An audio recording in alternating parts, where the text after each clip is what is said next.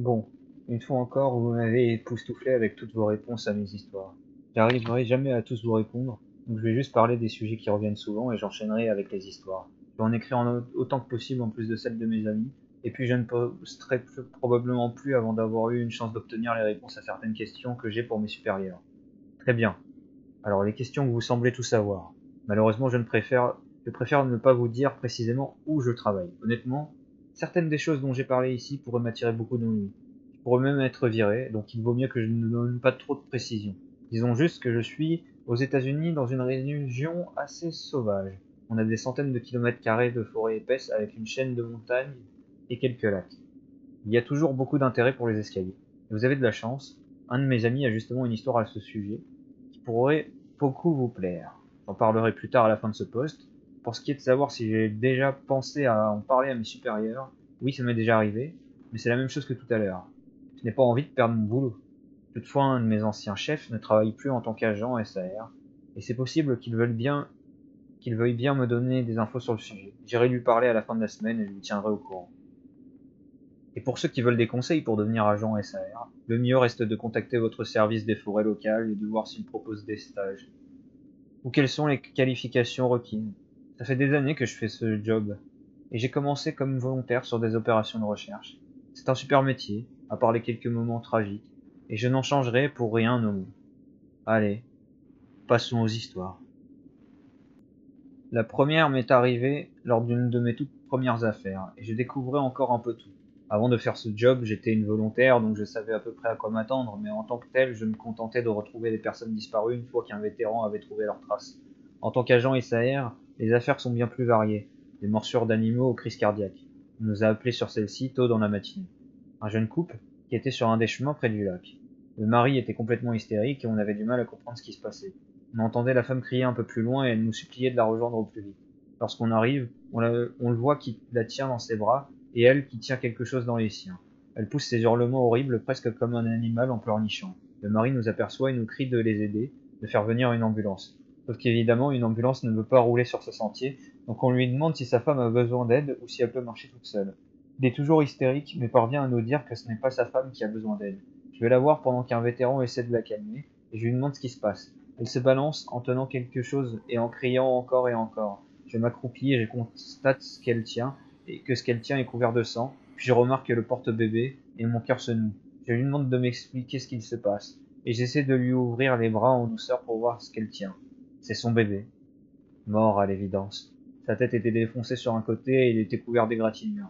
Alors j'avais déjà vu des cadavres auparavant, mais quelque chose dans cette scène me choque profondément. Il m'a fallu un instant pour reprendre mon sang-froid et aller chercher un des vétérans qui attendait. Je lui dis qu'il s'agit d'un gosse mort, et il me prend gentiment l'épaule en me disant qu'il va s'en occuper. Ça nous a pris plus d'une heure pour que cette femme nous laisse voir son enfant. À chaque fois qu'on essaie de lui prendre, elle panique et nous dit qu'on ne peut pas la voir, qu'il ira bien si on la laisse s'en occuper seule. Mais finalement, un de nos vétérans parvient à la calmer et elle nous donne le corps. On le ramène à l'infirmerie, mais lorsque les médecins sont arrivés, ils nous ont dit qu'il n'y avait jamais eu la moindre chance de le sauver. Il est mort sur le coup du traumatisme crânien. J'étais ami avec une des infirmières qui les a accueillis à l'hôpital et elle m'a expliqué ce qu'il s'est passé. Apparemment, le couple avait l'enfant dans le porte-bébé et ils se sont arrêtés parce qu'il s'agitait. Le père l'a pris dans ses bras pendant qu'il observe cette petite ravine près du chemin. La mère vient à ses côtés, mais elle marche sur une parcelle de sol friable et elle dérape. Elle rentre dans le père qui lâche l'enfant et ce dernier fait une chute de 6 mètres sur les rochers au fond de la ravine. Le père est descendu le chercher, mais il était tombé pile sur la tête et il était déjà mort. Il n'avait que 15 mois. Ce n'était qu'un accident ridicule, une série d'événements qui ont conduit au pire scénario possible. C'est probablement une des pires affaires sur lesquelles j'ai été appelé. Je n'ai pas vu beaucoup de morsures d'animaux durant mes années de service. Probablement parce qu'il n'y en a pas eu beaucoup qui s'aventurent dans la région. Bien qu'il y ait des ours dans le coin, peu de personnes y vont. Et eux, ils ont tendance à éviter les hommes. Et il est très rare d'en voir. Ce sont surtout des petites bêtes qu'on peut croiser comme des coyotes, des ratons laveurs ou des moufettes. Ce qu'on voit souvent, en revanche, ce sont les élans. Et croyez-moi, les élans sont de vrais enfoirés. Ils cherchent n'importe quoi, sans raison. Et que Dieu vous aide si vous vous retrouvez entre une femelle et son petit. Un des appels les plus amusants qu'on ait reçus était celui d'un gars qui avait été poursuivi par un énorme élan et qui s'était retrouvé coincé dans un arbre. Ça nous a pris facilement 1 heure pour le faire descendre. Et quand il s'est retrouvé à terre, il m'a regardé et il m'a dit: Bordel, cet enfoiré est pas passé loin. C'est pas vraiment une histoire effrayante, mais elle nous a toujours fait rire. Honnêtement, je ne sais même pas comment j'ai pu oublier cette histoire, mais c'est de loin la chose la plus effrayante qui me soit arrivée. Je suppose que j'ai essayé de l'oublier pendant tellement longtemps qu'elle ne m'est pas venue à l'esprit tout de suite. Quand tu passes littéralement tout ton temps dans les bois, la première chose à éviter, c'est de laisser l'idée de se retrouver seul t'effrayer ou celle d'être au milieu de nulle part. C'est pourquoi quand ça nous arrive, on a tendance à oublier et à passer à autre chose. À ce jour, c'est le seul événement qui m'a poussé à sérieusement me demander si j'étais faite pour ce boulot. Je n'aime pas trop en parler, mais je vais faire de mon mieux pour m'en souvenir. Autant que je m'en souvienne, ça s'est passé à la fin du printemps. C'était un cas de disparition d'enfant typique. Une fille de 4 ans qui s'est aventurée au-delà du campement familial et qui n'était pas revenue depuis 2 heures. Les parents étaient totalement abattus et nous ont dit que ce que la plupart disent, mon enfant n'irait jamais se perdre, elle est si sage, elle n'a jamais rien fait de semblable auparavant. On promet aux parents de faire tout ce qu'on peut pour la retrouver et on se déploie en formation de recherche classique. J'étais en duo avec un bon ami et on discutait de tout et de rien en cherchant. Je sais que ça a l'air désinvolte, mais on devient un peu blasé à force de faire ce job. Ça devient habituel et je pense qu'il vaut mieux savoir se désensibiliser pour bien faire le boulot. On cherche pendant facilement 2 heures, bien au-delà de sa position présumée, et on arrive à une petite vallée lorsque quelque chose nous fait tous les deux nous arrêter au même moment. Immobile, on s'échange un regard. Et c'est presque comme si un avion se dépressurisait. Mes oreilles se sont bouchées, et j'ai eu l'étrange impression de tomber de 3 mètres.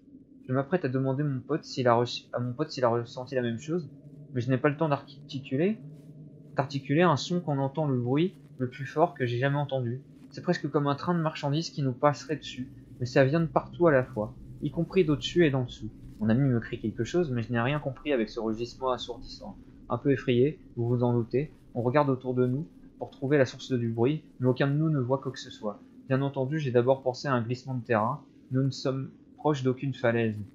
Et même dans ce cas, nous aurions déjà été ensevelis.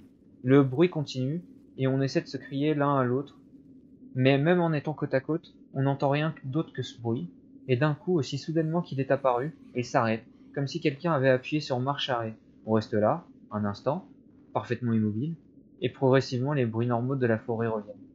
Il me demande ce que c'était que ce bordel, mais je me contente d'hausser les épaules et on se regarde pendant une minute. Je prends ma radio et je demande si quelqu'un d'autre vient d'entendre la putain de fin du monde, mais apparemment nous sommes les seuls. Alors qu'on est tous à portée de voix, on choisit de l'ignorer avec mon pote et de continuer à avancer. Environ 1 heure plus tard, on vérifie par radio et personne n'a trouvé la petite fille. La plupart du temps, on ne cherche pas quand la nuit tombe. Mais là, comme on n'a aucune trace d'elle, nous quelques-uns d'entre nous décident de poursuivre, y compris mon pote et moi. On reste groupés et on l'appelle toutes les 2 minutes. À ce moment, j'espère vraiment qu'on va la trouver parce que bien que je n'aime pas les enfants, l'idée qu'ils soient tout seuls dehors dans la nuit est horrible. Si les bois peuvent être impressionnants pour les enfants de jour, la nuit c'est bien pire encore. Mais on ne trouve aucun signe d'elle. Et toujours pas de réponse à nos appels, donc autour de minuit, on décide de rentrer au point de rencontre. On est à mi-chemin quand mon pote s'arrête et éclaire de sa lampe un groupe d'arbres morts très denses à notre droite. Je lui demande s'il a entendu une réponse, mais il me dit juste d'être silencieuse un instant et d'écouter. Je m'exécute et je perçois au loin ce qui ressemble aux pleurs d'un enfant. On appelle tous les deux le nom de la fille et on tend l'oreille pour sa réponse. Mais il n'y a que ses pleurs très faibles. Nous nous dirigeons vers ces arbres morts et on les contourne en appelant son nom. À mesure que l'on se rapproche des pleurs, je commence à avoir cette étrange sensation et je dis à mon pote que quelque chose ne va pas. Il me dit qu'il ressent la même chose, mais qu'il ne parvient pas à savoir pourquoi. On s'arrête sur place et on appelle le nom de la fille une fois encore. Et au même moment, on comprend tous les deux. Les pleurs sont en boucle. C'est un petit pleurnichement, puis un gémissement, puis un hoquet silencieux, et ça se répète sans cesse. Ce sont exactement les mêmes à chaque fois. Et sans dire un mot de plus, on prend tous les deux nos jambes à nos cous. C'est la seule fois où j'ai perdu mon sang-froid comme ça. Mais il y avait quelque chose là-dedans de terriblement faux. Et aucun de nous deux ne voulait rester dehors. Quand on est arrivé au point de rencontre, on a demandé aux autres s'ils avaient entendu quoi que ce soit d'étrange, mais personne d'autre ne voyait de quoi on parlait. Je sais que ça fait un peu décevant, mais cet appel m'a troublé pendant longtemps. Et pour ce qui est de la petite fille, on n'a jamais trouvé la moindre trace d'elle. On reste toujours à l'affût de signes, comme pour toutes les personnes qu'on n'a jamais retrouvées. Mais franchement, je doute qu'on ait des résultats. De toutes les affaires de personnes disparues sur lesquelles j'ai bossé, seulement quelques-unes n'ont donné aucun résultat. C'est-à-dire aucune trace de la personne et aucun corps trouvé. Mais parfois le fait de trouver quelque chose peut mener à plus de questions que de réponses. Voilà quelques-uns des corps qu'on a trouvés et qui sont devenus célèbres dans notre équipe. Un adolescent dont les restes ont été retrouvés presque 1 an après qu'il ait disparu. On a trouvé le haut de son crâne, 2 os, 2 autres doigts et sa caméra à presque 60 km de l'endroit où il avait été vu pour la dernière fois. La caméra était malheureusement détruite. On n'a pas retrouvé les autres os. Le pelvis d'un vieil homme qui avait disparu un mois plus tôt. C'est tout ce qu'on a trouvé. La partie inférieure de la mâchoire d'un garçon de 2 ans qu'on a retrouvé, ainsi que son pied droit, au sommet du plus haut pic d'une crête au sud du parc. Le corps d'une fille de 10 ans, avec le syndrome de Down, presque 30 km de là où elle avait disparu. Elle était morte de froid, 3 semaines après sa disparition, et tous ses vêtements étaient en parfait état à l'exception de ses chaussures et de sa veste. Lors de l'autopsie, ils ont trouvé des baies et de la viande cuite dans son estomac. Le médecin a dit que c'était comme si quelqu'un s'était occupé d'elle. Il n'y a jamais eu de suspect identifié. Le corps gelé d'un bébé d'1 an, trouvé une semaine après qu'il ait disparu dans le tronc creux d'un arbre, à 15 km de l'endroit où il avait été vu pour la dernière fois. Il y avait du lait frais dans son estomac, mais sa langue avait disparu. Une simple vertèbre et le genou d'une fille de 3 ans trouvée dans la neige à presque 30 km du terrain de camping où elle s'était rendue avec sa famille l'été précédent. Passons maintenant à 2 histoires que m'a racontées mon ami. Comme je l'ai déjà dit, vous semblez tous intéressés par les escaliers, et vous avez de la chance. Il y a eu une aventure particulière avec eux. Bien qu'il n'ait aucune explication à leur donner, il a un peu plus d'expérience avec eux que moi. Mon pote est un agent SAR depuis environ 7 ans. Il a commencé pendant son année de licence et il lui est arrivé la même chose qu'à moi la première fois qu'il a rencontré les escaliers. Son tuteur lui a tenu à peu près le même discours que le mien, c'est-à-dire ne jamais s'en approcher, ni de les toucher ou de les monter. Une tradition en somme. Pendant ses premières années, c'est ce qu'il a fait. Mais apparemment, sa curiosité a fini par l'emporter et lors d'un appel, il s'est éloigné du groupe pour aller en voir un. Il m'a dit qu'ils étaient à environ une quinzaine de kilomètres du chemin d'où une jeune fille avait disparu et que les chiens suivaient une piste. Il était seul à la traîne derrière le groupe lorsqu'il a aperçu un escalier à gauche. Il avait l'air de venir d'une maison neuve parce que la moquette était blanche et immaculée. Il m'a dit qu'à mesure qu'il s'en approchait, il ne se sentait pas différent et n'entendait pas de bruit bizarre. Il s'attendait à quelque chose comme saigner de ses oreilles ou s'évanouir, mais il parvient juste à côté sans rien ressentir. La seule chose étrange, m'a-t-il dit, était qu'il n'y avait absolument aucun débris dessus. Pas de terre, de feuilles ou de poussière, rien. Et il ne semblait pas y avoir le moindre signe d'animaux ou d'insectes présents aux alentours, ce qu'il a trouvé anormal. Ce n'était pas comme si la faune évitait l'endroit, mais plutôt comme si l'escalier se trouvait dans un coin désert de la forêt. Il l'a touché et n'a rien ressenti, à part cette sensation particulière de la moquette neuve. En s'assurant que sa radio fonctionnait, il a doucement commencé à monter les marches. Il m'a dit que c'était terrifiant à cause de tout ce qu'on nous avait raconté dessus. Il ne savait pas vraiment à quoi s'attendre. En blaguant, il m'a dit qu'il s'attendait soit à être téléporté dans une autre dimension, soit à ce qu'un ovni apparaisse et l'enlève. Mais il est arrivé au sommet sans que rien de tout cela ne se passe, et il est resté là à regarder autour de lui. Cependant, il m'a dit que plus il y restait, plus il avait cette sensation de faire quelque chose de vraiment, vraiment mal. Il m'a décrit ce sentiment comme celui qu'on aurait en étant dans un bâtiment du gouvernement sans en avoir le droit. Comme si quelqu'un allait venir pour l'arrêter ou lui tirer dans la nuque à tout moment. Il a essayé de ne pas y penser, mais la sensation ne cessait de devenir plus forte, et c'est alors qu'il a réalisé qu'il ne pouvait plus rien entendre. Les bruits de la forêt avaient disparu, et il ne pouvait même plus entendre sa propre respiration. C'était comme une espèce d'acouphène bizarre et horrible, mais plus oppressant encore. Il en est descendu et est parti rejoindre le groupe sans en parler à personne. Mais le plus étrange restait à venir, m'a-t-il dit. À la fin de la journée, après la recherche, une fois de retour au centre d'accueil, son tuteur l'attendait, et il l'a accosté avant que mon pote ne puisse s'éclipser. Son tuteur avait l'air très en colère, alors il lui a demandé ce qui n'allait pas. Tu les as montés, n'est-ce pas? Mon pote m'a dit que ce n'était pas formulé comme une question. Il a demandé à son tuteur comment il savait. Ce dernier s'est contenté de secouer la tête. Parce qu'on ne l'a pas retrouvé. Les chiens ont perdu sa trace. Mon pote lui a demandé où était le rapport. Le tuteur lui a demandé combien de temps il y est resté sur l'escalier. Et mon pote lui a répondu que ça n'avait pas dépassé 1 minute. Le tuteur lui a lancé un regard noir, presque méchant, et lui a dit que s'il remontait un jour sur des escaliers, il serait viré. Immédiatement, le tuteur s'éloigna, et je suppose qu'il n'a jamais répondu à aucune des questions que mon pote a pu lui poser sur le sujet depuis. Mon pote a participé à beaucoup d'affaires de disparition où il n'y avait aucune trace des victimes. J'ai déjà fait allusion à David Paulides, et mon pote a dit qu'il peut confirmer que ces histoires sont pour la plupart exactes. Il a dit que le plus souvent, si la personne n'est pas retrouvée sur le champ, soit elle n'est jamais retrouvée, soit elle l'est dans des semaines voire des mois plus tard, dans des endroits qu'elle n'aurait pas pu atteindre seule. Une des histoires qu'il m'a racontées est sortie du lot au sujet d'un garçon de 5 ans avec un sérieux handicap mental. Le petit garçon a disparu d'une aire de pique-nique vers la fin de l'automne. En plus de ses troubles mentaux, il était également handicapé physiquement et ses parents n'ont pas arrêté de nous expliquer qu'il était tout simplement impossible qu'il ait pu disparaître comme ça. Impossible. Il avait dû être enlevé. Mon pote a dit qu'ils ont fouillé les bois pendant des semaines pour le retrouver, bien au-delà de la zone de recherche standard, mais c'était comme s'il n'avait jamais été là. Les chiens n'ont jamais eu la moindre piste, pas même dans l'aire de pique-nique d'où ils s'étaient apparemment évaporés. On a suspecté les parents, mais il était assez évident qu'ils étaient ravagés une fois de plus, et qu'ils n'avaient rien fait de mal à leur enfant. Les recherches ont pris fin environ un mois plus tard, et mon pote m'a dit que tout le monde avait oublié cette histoire à la fin de l'hiver. Il était sorti pour une opération d'entraînement dans la neige, sur l'un des plus hauts pics, lorsqu'il est tombé sur quelque chose dans la neige. Il a dit qu'il l'avait d'abord aperçu de loin et qu'il a réalisé en s'approchant qu'il s'agissait d'une chemise congelée et à moitié enfouie dans la poudreuse. Il a compris qu'elle appartenait à l'enfant grâce à ses motifs particuliers. Il a trouvé le corps de l'enfant, 20 mètres plus loin, partiellement enterré dans la neige. Mon pote m'a dit que la mort ne pouvait pas remonter à plus de quelques jours, bien qu'il ait disparu depuis près, presque 3 mois. L'enfant était lové autour de quelque chose et lorsque mon pote a essuyé la neige pour voir ce que c'était, il n'a presque pas pu en croire ses yeux. C'était un gros morceau de glace qui avait été sculpté de manière à ressembler à une personne. L'enfant le tenait si fort qu'il en avait des engelures sur la poitrine et les mains, visibles malgré le début de décomposition. Il a appelé par radio le reste de l'équipe et ils ont descendu le corps de la montagne. Il m'a expliqué en bref que cet enfant ne pouvait pas avoir survécu pendant 3 mois tout seul et qu'il n'avait pas pu atterrir sur ce pic. C'était physiquement impossible qu'il ait pu marcher sur 75 km et s'être retrouvé au sommet de cette fichue montagne pour couronner le tout.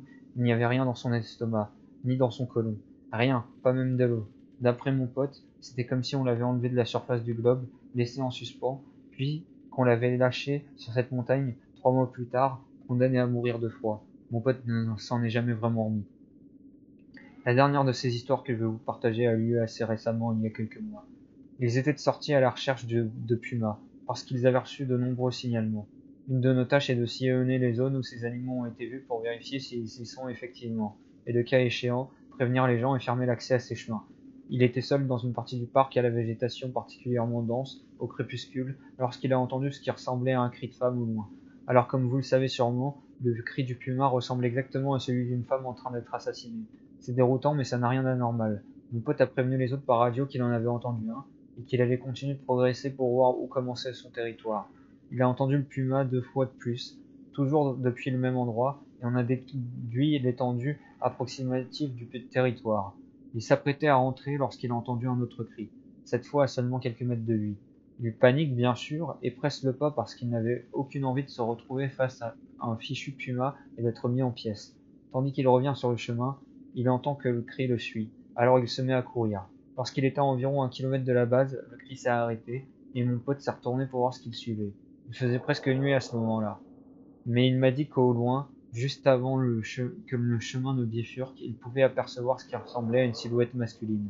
Il l'a appelé pour l'avertir que les sentiers étaient fermés et qu'il fallait qu'il revienne au centre d'accueil. La silhouette n'a pas bougé et mon pote a commencé à s'en approcher. Lorsqu'il n'était plus qu'à une dizaine de mètres, la silhouette a fait tel qu'il me l'a décrit, un pas d'une longueur impossible vers lui, et a poussé le même cri qu'il avait entendu jusque-là. Mon pote n'a rien dit, il a juste fait volte-face et a foncé vers la base, sans regarder en arrière. Lorsqu'il y est arrivé, le cri était retourné dans les bois. Il n'en a parlé à personne d'autre. Il s'est contenté de dire qu'il y avait un puma dans les environs, et qu'il faudrait fermer les chemins jusqu'à ce que l'animal soit retrouvé et déplacé. Je vais m'arrêter là, puisque c'est déjà une longue histoire. Demain matin, je vais me rendre à un entraînement annuel, donc je serai parti jusqu'au début de la semaine prochaine. Je vais voir beaucoup d'autres ex-tuteurs et d'amis qui travaillent dans d'autres zones du parc. Et je vais leur demander s'ils n'ont pas des anecdotes qu'ils aimeraient partager. Ça me ferait vraiment plaisir que mes histoires vous intéressent. Ça me fait vraiment plaisir en fait que mes histoires vous intéressent autant. Et je continuerai à vous en partager jusqu'à mon retour du stage. Je vous le promets. Donc à très bientôt.